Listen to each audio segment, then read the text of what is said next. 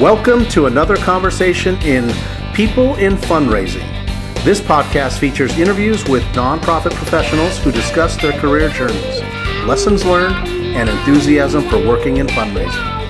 And here's your host, the founder of People in Fundraising, Tim Wilson. Hello,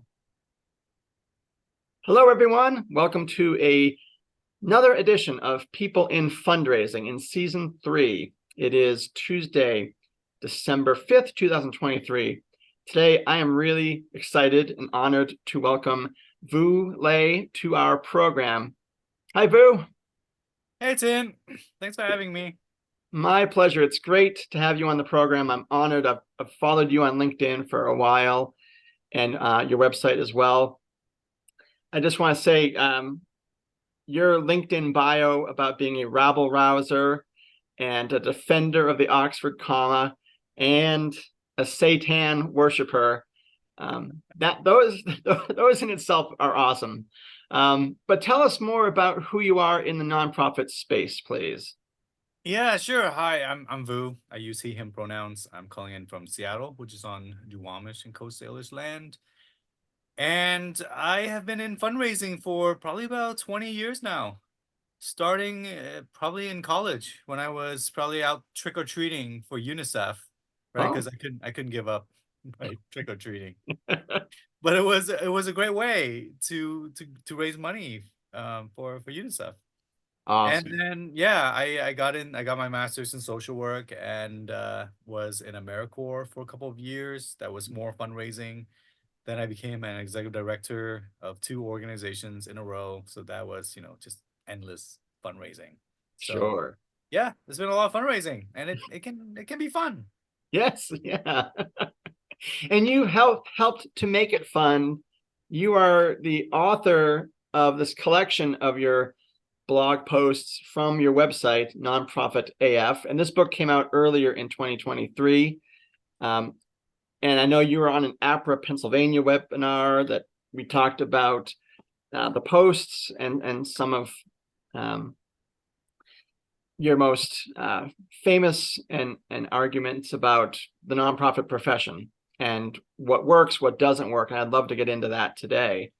So in terms of your website, Nonprofit AF, I just am really curious to find out, how do you choose topics and craft content for it? And do you keep a journal to brainstorm ideas? Do you just something like Michael Scott from The Office where you speak into a little recorder? Like, tell us about that process before you publish, please. Yeah, I have a running list on my phone, just like I think it's just a notes app. And then as I go about my day, I will come up with different ideas just based on the interactions, and I will jot them down. So there's probably about 800 blog posts ideas on this notes app. Wow. Now, 500 of them are just totally crappy, of course, right? But some of them are like really brilliant, like dating advice for nonprofit professionals. Bring a empty Tupperware container to all events, with your dates. That's a great way. That's a cheap date, and you can get free food at the end. Yeah. I need to write more about dating. You do, yes. Well, that reminds me, back in October, you posted about a dating request form mirrored on an RFP for foundation grant proposals, which I thought was really clever. Well, I mean, it works so well for grant making. Why shouldn't we do it for dating, right? Everyone should just release, everyone who's single and who's looking for someone or multiple people, I don't know, should release an RFP. A romantic fit proposal. There you go. So what's your vision for this romance? What's your analysis? What's your theory of change for the romance? What are your outcomes and outputs and things like that? How will you measure the success? Yes. Oh, that's good. And the title of your book, and you have a unicorn actually behind you, which I think you said you picked up in Salt Lake City. Unicorns on Fire. Why unicorns, Vu? Unicorns became this like mascot for our sector because we are expected to be like miracle workers all the time. Yeah. I think funders and donors expect nonprofit people to just perform miracles on these limited, highly restricted dollars all the time. Yeah. I was writing about this a while ago, like years ago, when I think this donor and I was having were having lunch, and the donor was like, "Oh, we would love to fund you all. Just make sure that you don't mention that this funding will be used for staffing. It can only be used for like direct expenses going to your program participants, but it can't be used on anything like staff, garbage Right. expenses like staff salaries, right?" And Yeah. I was pissed off. I was like, who do you think is gonna do all this work? Do you think elves and unicorns are gonna do it? You're not gonna fund us? Like what? How do we exist? How do we do this? And I Yeah. think this is very pervasive for our sector, which is this belief that we would just be magical beings who would just do stuff for free or for poverty level wages. And Yeah. it's very damaging. Yeah. How do you feel that your message is received? I know from your posts on LinkedIn and just kind of the reputational awareness you have, lots of people do resonate with what you're saying. Do you get, differing opinions that are like, hey, I vehemently disagree? And if so, like, how do you engage with those different viewpoints? Yeah, I do. I get lots of every single blog post. There's usually a few people who are like, I don't agree with you. That's terrible. And, you know, I, um, I try to be thoughtful. Like people have different perspectives. We all have different backgrounds, different education, and so I try to understand their perspectives a bit, which is like, Yeah. okay, where is this person coming from, and so on, Yeah. right? And then depending on my mood and how well I slept, I will engage with them, right? Sometimes it's very sensitive. Like, okay, I understand why you think that nonprofits should all have earned revenues. And sometimes I'm like, you're ridiculous. We don't have time for revenues. Like, why are we using capitalism to try to solve issues caused by capitalism? Right. Like this makes no sense. So it depends on the mood. Yeah. Yes. Yeah. Have you been, as someone who, again, admires your voice in the field, have you been pleasantly surprised or by the reception of people who are like, yeah, I thank you, Vu, for raising your voice. Vu is speaking up on this. And they may not feel like they themselves are in a position that they could articulate similar ideas. Like, did you expect to be so well received? No, originally Nonprofit AF was written with just to entertain like 8 of my close ED friends, because Yeah. everyone was very stressed out. Yeah. And then I realized that people really needed this sort of writing that is both fun to read, but Yeah. also doesn't BS, right? Yeah. And our sector has been trained to be very academic in its approach to thought leadership or whatever. Hmm. And it just wasn't for me. I always feel like you should try to look at all these different angles and figure out where you would be providing the most good and usefulness. And so I Yeah. think after a while, I started carving out this role where, I don't know, I'm kind of like the court jester in some ways, right? Like the one person in the king's court who can actually tell the truth and not get in Right. trouble in some Yeah. ways. So I'm like a clown. It's kind of, are you calling me a clown? I think, Well, it's like the one person who says the emperor is not wearing any clothes, gang. Like, yeah. And people appreciated that. And that yeah. is the feedback that I do get is like, I thought I was the only person who was thinking this way. And then when Hmm. you said this and this, like it was very affirming. And so I Yeah. appreciate getting that sort of feedback. Yeah. Excellent. I want to drill down a bit, Vu. You just posted this week about how the nonprofit sector is failing the Palestinian cause. And I know you got a lot of comments on that post. Um, if I could just share my screen really quick, there was a piece of your overall commentary that I really, first of all, I agree with you about what's happening in Palestine. this particular section here really stood out to me as well about, theoretically, the nonprofit sector, more than others, are at the forefront of fighting for a just and equitable world. And this is a sentiment and a mission that should unite all of us. And yet we are failing to live up to that purpose, to that mission in this moment with what's happening between Israel and Hamas and larger, certainly much more impacted citizenry in Gaza. And I just thought, that the sentiment about we should be united about making a more just and equitable world really spoke to me. And I know, again, lots of comments on that particular post. So did you have any, a moment of like, well, I'm going to tweak this a bit, or I'm just going to go for it, and this is exactly what I'm feeling. I'm going to put it out there in the world, and damn the consequences.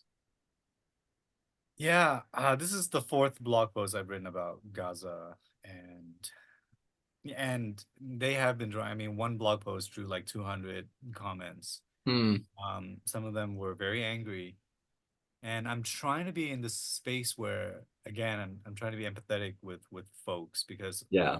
I do feel like a lot of us are traumatized, and so we go into this profession because we're trying to, in some ways, prevent people from being traumatized the way that we had been, right? Yeah. And so yeah, there's a lot of people who have been very angry at my sort of calling out Israel for the sort of the genocide that it has been committing, not just since October 7th, when Hamas attacked Israeli civilians, horrific atrocities, that Hamas committed, but Israel's response and retaliation have been absolutely horrific. Yeah. And then for like 75 years of the Israeli occupation, and our sector, like I feel like I wrote in there, it's like we failed this test. If this is a test of moral courage, then our sector hasn't been doing very well. We've just been going on as if life was the same, as if everything was normal, when our sector, no matter what our missions are, we have this overarching, right? Right. Sort of prime directive, if we're gonna go right, of making the world better and more just, more equitable.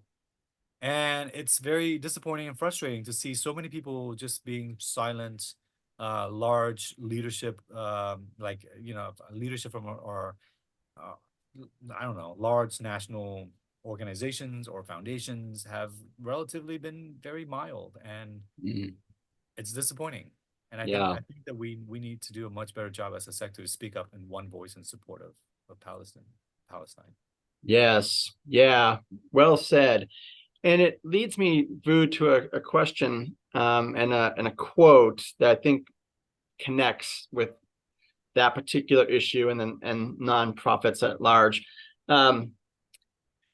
So a Swiss psychiatrist, Carl Jung, who is famous for the anima and the animus, the feminine and masculine sides of people, and I totally agree with that viewpoint. He once remarked that your vision will become clear only when you can look into your own heart. Who looks outside dreams, who looks inside awakens. And I feel like here he's talking about a person, but to your comment about the profession, the industry, the nonprofit industry, looking more inward and being more awakened to things we need to change. So how might that quote resonate with you? Well, thanks, Tim. We're going all deep now into We are. Well, right? the animas and the anima of our sector. First of all, as individuals, we need to be doing this work, right? We need to be reflecting on our backgrounds, our privilege, how like our childhood upbringing shaped who we are and how we go about doing this work, right? Yeah. At the same time, our sector needs to be doing that. Our sector itself, I like this idea of like awakening and dreaming. Yeah. Like, otherwise we're just like putting out fires and solving a few things, but not really understanding why they exist. Mm-hmm. So, and I think that our sector needs to be doing more of this, like taking the time to reflect, like, why do we exist? Why is fundraising necessary? Why is philanthropy necessary at all? Why do we have a bunch of rich people hoarding away all these resources? And then the rest of us have become professionals to go out and asking them to give out money that they should just pay more of in taxes, really, Right. right? So that's like, I like that sort of awakening and reflecting. I also like the dreaming of it. Like, what are we Yeah. working towards? And I don't Right. think enough of us are doing that. I think about like fundraising. One of the blog posts that I wrote was about how fundraising should not be the primary goal of fundraising. And people are like, Mm. what does that mean? Is basket weaving not the primary goal of weaving baskets? Like, what? I'm like, yeah, but why are we fundraising? We're fundraising to create just an equitable world. We're not Yes. just fundraising because we just love asking people for money. We're raising all this money to make the world better and Yeah. hopefully to put ourselves out of a job. And Mm. I don't think people are dreaming to that end. They're like, I'm just gonna reach my year-end goal of raising Right. 500,000 or 250,000 or whatever. But I'm like, why? What are you doing this for? Right? Yeah. So we To need to what start end? dreaming. Yeah, to what end is kind of what we should be working on and reminding ourselves of. Yes. Yeah. Yeah. Um, yeah. And I think, for me, it's like, why am I spending my days looking at Microsoft Excel spreadsheets and sorting and filtering and hiding columns and going to outside vendors that have their own inherent biases in the methodologies as I'm trying to identify prospects for a gift officer to call or contact and ask them for money. Hey, part with your money here. Yeah, well, I think in some ways we've like professionalized a lot of this work. We've ritualized a lot of it. And I don't know if we're spending enough time just thinking about like what is this? Why are we doing this? Is this even right? I think Yeah. about it like the way that we've been thinking about donor-centric fundraising, right? I know Mm. there's a lot of people who hate my guts because I'm like, I don't like the way that we're doing the fundraising, of putting donors in the center, of making them the heroes of Right. every story. And right now, it's, like everyone's like, you make sure to use the word you at least 500 times in every appeal letter. You did this because of you. Our community Right. is stronger, etc. And Yeah. I kind of liken it. Probably one of the most controversial things that I've said is I kind of liken that whole philosophy to like husband-centered marriages, Oh, right? yes. Like, where, where I would love it if every time I did the dishes or something, you know, my partner writes me a handwritten thank you note, like, "Dear Boo, you did it because you washed the dishes today. Our family is stronger. Like our community is better because of you. Come to this exclusive wine and cheese event for amazing husbands like you." And that's kind of what we think of as a fundraising. But is that right? Yeah, it may work if you keep reinforcing your marriage partner to do this, then yeah, they're more likely to keep doing this. But is that right? Is that an actual true partnership? I don't think it is. Yeah, it gets back to it. Is it just and is it equitable? Like, Yeah. yeah. Whew, yeah, good points. Yeah. So I know that you are a passionate trekker, Vu. I've never been in that camp. I'm a Star Wars guy. You can be both, Tim. You don't need to select, okay? I like That is them both. true. Yes, we should dispense with the binaries here. Right. Um, Before I get to this question, so what era of Star Trek do you most gravitate to? Is it the Kirk? Is it the Picard? Is it I always gravitated towards um what was the one with Janeway? Yeah, like it's been a while. you Voyager, have no Star help? Trek Voyager.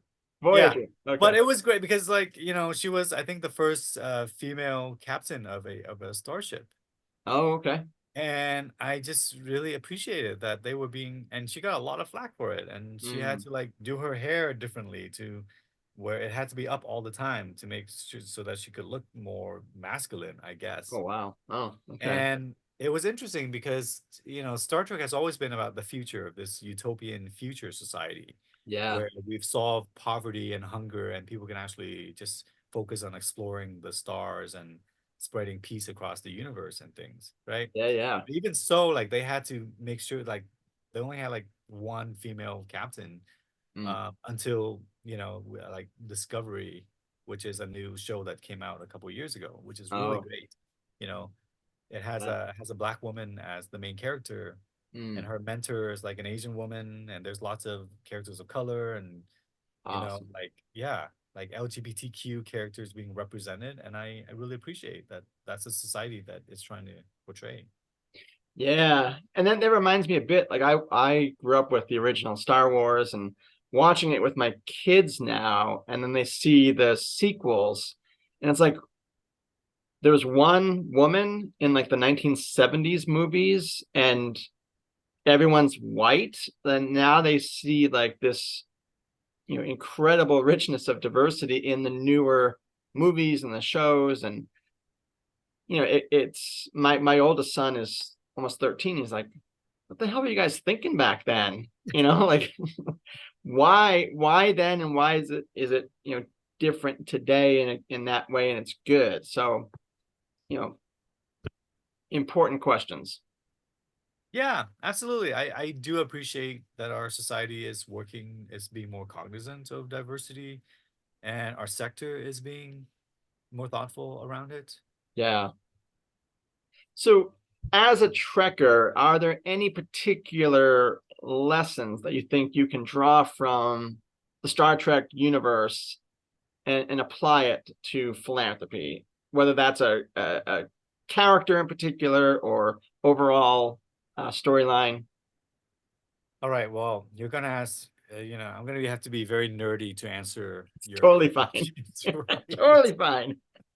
I mean, I do like the sort of utopia that Star Trek portrays, and that's kind of what we're working towards. Yeah, I think it's inspiring it for us is. to work towards ending poverty, right? And Yeah. then kind of being able to reimagine the sort of jobs we could have, Hmm. right? Because right now, I think a lot of people are in this very self-protectionistic sort of space where it's like, oh, I gotta protect my job, even though, in order for that to happen, like I have to keep inequity going and be complicit in it in some ways. But I Yeah. like the fact that in Star Trek, people have different sort of jobs, like science officer, and captains and stuff, and they're doing really cool things, right? Yeah. Because they're not trying to solve for poverty and stuff. And I like us to work towards that. But we're gonna Yeah. get nerdy. Like I think there's a lot for capacity builders to learn from Star Trek. Mm, I think about how our sector in some ways is kind of like Star Trek in that many of us nonprofits are like starships. We mm. have our own captains, we have our own missions, right? And Sure. we know how Yeah. to do things. Um, but we're not very efficient in many ways. Like in Star Trek, there's a Starfleet that handles, probably the back office stuff, Right. like the Right. HR and the finances and things. So that Captain Picard is not spending half his time just chasing down receipts and entering things into QuickBooks and um and it's coordinated so that the starships are not shooting at one another. Right. So I do think that that's something we can all learn, which is how do we create this space where we're in this alliance with one another, Mm, where maybe we need more Starfleet-like organizations to help coordinate things, yeah. so that the captains of each starships don't have to spend all their time doing things Mm, like finances and taxes and HR, so they can actually focus on their mission. right. Yeah, that's one way. I wrote about this in the sort of Star Trek model for the future of the nonprofit sector. Oh, awesome. Yeah. Well, I think as I listened to you, Vu, I was a little bit aware of Star Trek to a degree, but here I am thinking, oh well, I've gravitated to Star Wars, which is all about basically one family wrecking the entire universe through a series of wars. And you Yeah. counterbalance that with Star Trek, and as you said, it's about discovery. It's about how do we solve these problems? How do we unify I'm now suddenly questioning my childhood. I do love Star Wars. You know, I watched The Mandalorian.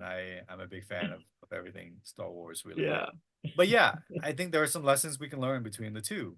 Like yeah. you said, it's one family, and this is very much how philanthropy is right now, right? Let's Hmm. concentrate power and resources in one family or a bunch of rich, mostly white people. Yeah, And then they get to determine what issues we work on. They get to determine what justice looks like. And sure. that's what happens with Star Wars, right? Let's focus on the Skywalker family, Yeah, and concentrate all the power there. And all right. the force is like is there with them. And so I was kind of disappointed in, like, the last Star Wars movie, when at the end Rey was like, and I am also a Skywalker. Right. The whole point, like, so I know I'll probably get a lot of flack from, like, Star Wars people who are just like, yeah, Ron Wilson ruined this when with the what was the Last Last Jedi. Jedi. But he was trying to democratize Star Wars. Yes. Whereas, like, the Force is not just concentrated in one person, and Right. then of course it's like, oh great, it's now Skywalker versus Palpatine again. Oh, Right. he resurrected somehow. Like,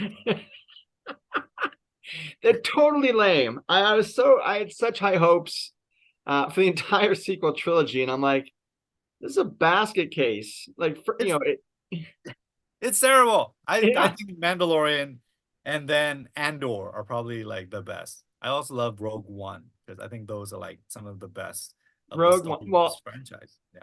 and like Rogue One democratized the series in a way that Yeah. none of the other movies have. And Yeah. spoiler alert, hey, all the main characters die. So it came out like 7 years ago. You should have seen it by now. So I loved it because, yeah, you're right. It was great. And I was hoping that Rey, right, the main character, like, she could just be like anyone. And I think that's yeah, where that direction was going, in The Last Jedi, which is like anyone can fight for justice. yeah. Anyone can be a hero, Hmm. right? But instead we're now Absolutely. back to, oh, if you're not born into this family, Right. which is, oh man, I'm gonna have to write a blog post on all of this. There Just you this, go. or you can write it about it, and I'll post it. But yeah, like, this is fundraising in a nutshell, right? Yeah. We have to democratize fundraising and philanthropy, because right now it is mostly rich white folks who have all the money, and then we are trained to beg them and treat them like heroes. Yeah. Like, we treat Yeah. them like the Skywalkers out there, Right. and hope they'll come and save us. Hmm. The husband-centric marriage model. Well, I think talking about democratization, I summoned a little bit of mysterious internal courage to ask you to be on this podcast recently. And I say that because I tend to think, like, who am I? There are dozens of nonprofit podcasts out there. Um, and, I'm doing it all on my own and yada, yada. Like, I'm just kind of piddling along on myself. My guests have been fantastic, and I appreciate their time. But there's a little bit of imposter syndrome in me that's like, oh, you're just doing this little thing. How cute, Tim, on your weekend, whatever. But I got the courage to ask you because of a post where you said, hey, white colleagues, we need to talk about non-inclusive lists and panels that, again, they're skewing towards a very particular demographic. And so I said to you, as a white man myself, I am trying to be much more intentional about featuring a broad diversity of professionals at various stages in their career in our profession. And you were very kind to say, yeah, totally, I'd love to be on your podcast. So thank you.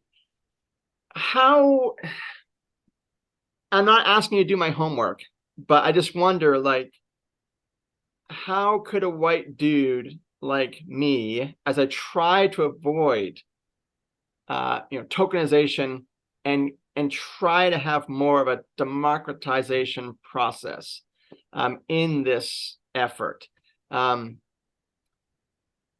what works well for people to strive for that democratization, if that makes sense?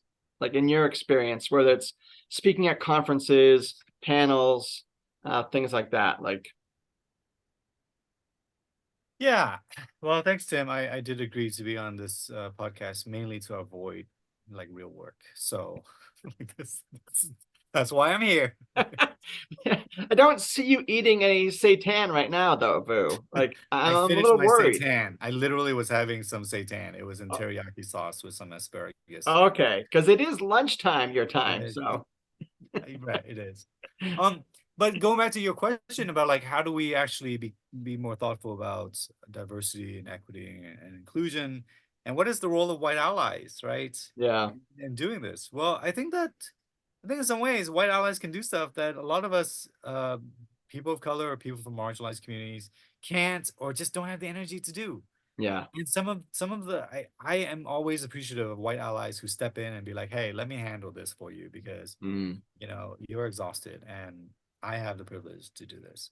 yeah, So I think it's mm, like for me, when I look, I mean that blog post was started because I encountered one more list where people are like, here are the top 25 fundraising experts.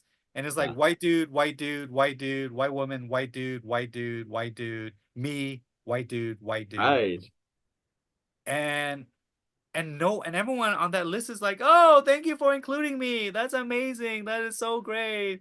I'm honored to be in such company, etc. No one was like, hey, have you noticed that 90% of us on this list are white? Like, oh, what is this? yeah, Because it's so pervasive, mm, right? And so of course, then I take it upon myself to be like, oh, great. Now I gotta add this to my list of things to write about on my phone, right? right, right. Um, and then I had to write about it, and then I take some flack from people who are like, "Whoa, you're a reverse racist," being like, Oh my, and all this stuff. Yeah. So it would be great for white allies to be aware and to step in and do that. It would be yeah, great for white allies to say, "Hey, I really appreciate being included on this list, but I just noticed that most of us on this list are white, and mm, let's be more thoughtful about this." And I do know there's some white allies who have been doing that, who've turned down speaking gigs because, hmm, or turned down being on a panel, or whatever it is. And I myself, I'm not white, but I do have other privileges that I gotta be thoughtful about too. And sometimes I'm not because it's pervasive again, like yeah, male privilege, for example, or neurotypical privilege, where we don't think about, like, or ableism. oh Um, sure, we don't think about it. So all of yeah, us need to be more just thoughtful so that our colleagues who are of these marginalized communities don't always have to do this sort of labor of constantly having to call it out or yeah. get flack and feedback on it when they could be doing other things like resting or animal crossings or whatever, they deserve. Yeah. Yeah, I appreciate you talking about sort of the less visible forms of diversity as well. And I think of like straight passing privilege. And you mentioned ableism and neurodivergent people.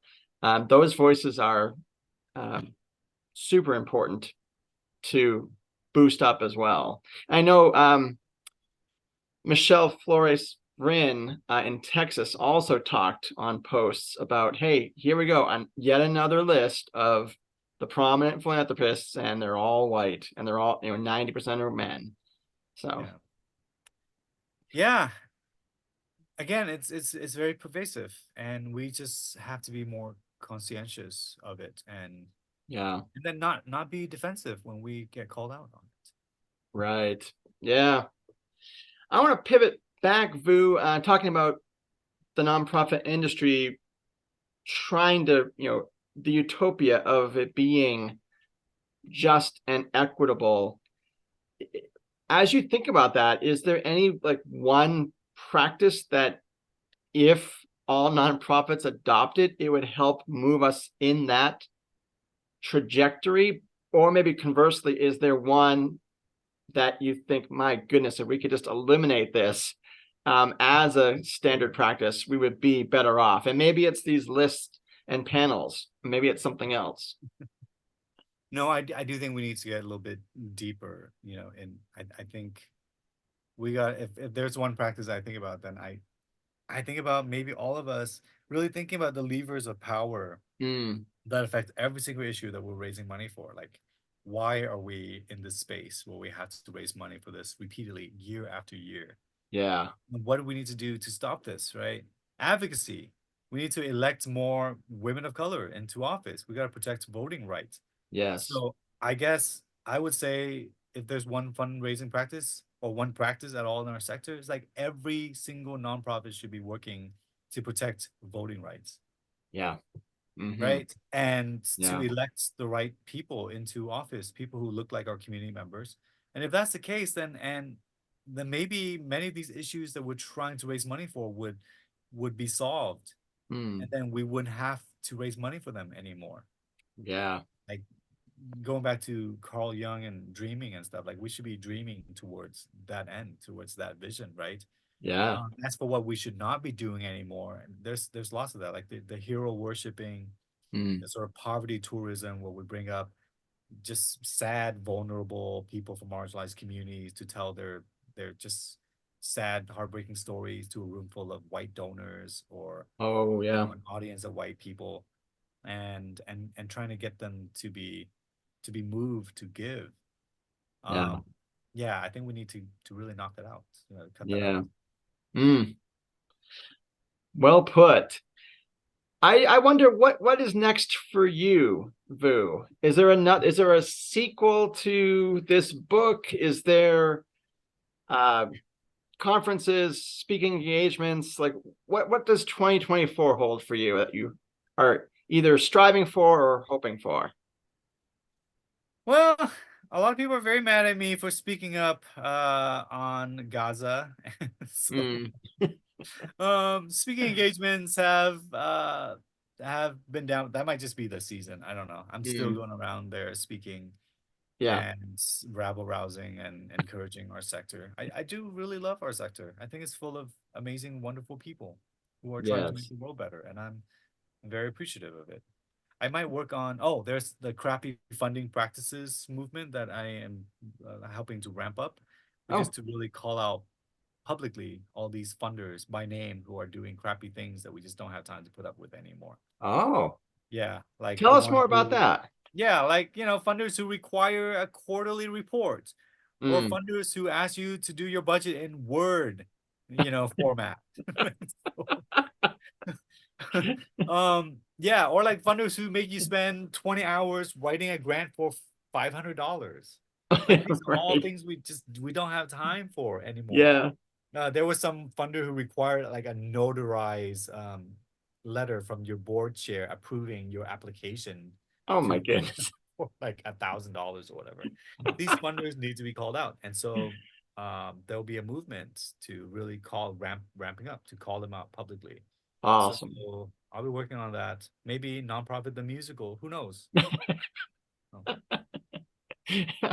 Are you working with others on that movement about calling out the crappy? Yeah, there's a Yeah. group of like great folks, colleagues who are working on this. We are getting more organized. It'll be like a movement. So Awesome. I'm excited. Yeah, look for it in January. Oh, so cool. I can't sing or dance, so I'll have to take a pass on throwing my hat in the ring for nonprofit the musical. So my deepest condolences. Um, is there anything else you wanted to cover, Vu? We've got like 5 more minutes. Are there other topics on your mind? I know that's a kind of a dangerous curveball, but Well, the community-centric fundraising movement has been around for the past several years. hmm, And that is a movement to try to change the way that we do fundraising, to ground it in equity and justice. hmm, Right. And it was founded by a group of fundraisers of color, including me. hmm, And we got just tired and frustrated with the way that fundraising has been done, which hmm, has been about perpetuating the Hunger Games. It's about hmm, lifting up mostly white donors and telling them that they're heroes when they really should just be paying more taxes sometimes. yeah, So the movement has been spreading all around the United States and in other awesome. cities, other countries. And I encourage people to go to communitycentricfundraising.org and to join this movement. It's been doing some incredible stuff and changing many of the practices that we thought were best practices. Like people are like, raise the paddle is a great best practice, Right. And some groups are like, we decided to no longer do raise the paddle. Yeah. And we're trying to avoid the poverty tourism, or we're talking to our donors about racism and about reparation and returning stolen indigenous land, and to Oh, yeah. make up, for reparation, to make reparations for slavery, Mm-hmm. or nonprofits starting to help other nonprofits out because we're trying to end this Hunger Games. So Yeah, those are yeah. all like exciting things coming to the fundraising movement, and I encourage everyone to get involved. Awesome. I'm so glad you mentioned that. And when I post your interview, I'll include the links to that. But yeah, hey, Vu, we have covered a wide range of topics. It's been really enjoyable, enlightening. You have a unique voice that's so important, but also fun and engaging to hear you and try and riff on Star Wars and Star Trek with you. So really, just I thank you for your time today. It's an honor to have you on the program. Thanks for having me, Tim. My pleasure. And for our audience, you can find Vu's podcast interview on my website, People in Fundraising, as well as on LinkedIn and YouTube in February of 2024. In the meantime, Vu, I am cheering you on, and I'll continue to read your content, and I'm glad to be connected with you. So thank you very much for your time today. Awesome. Thank you, Tim. You have a great day. You too.